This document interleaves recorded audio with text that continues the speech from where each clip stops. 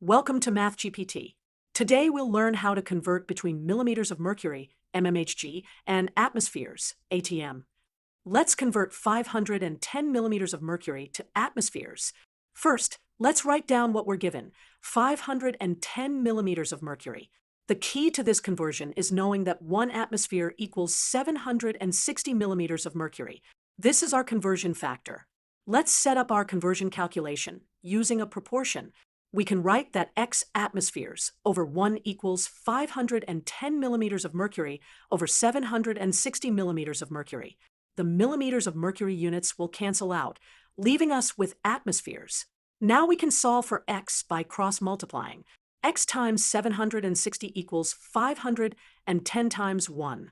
This simplifies to X equals 510 divided by 760. Using a calculator, we get X equals 0.671 atmospheres.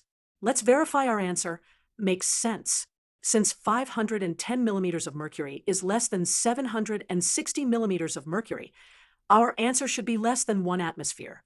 0.671 atmospheres is indeed less than 1 atmosphere, so our answer is reasonable.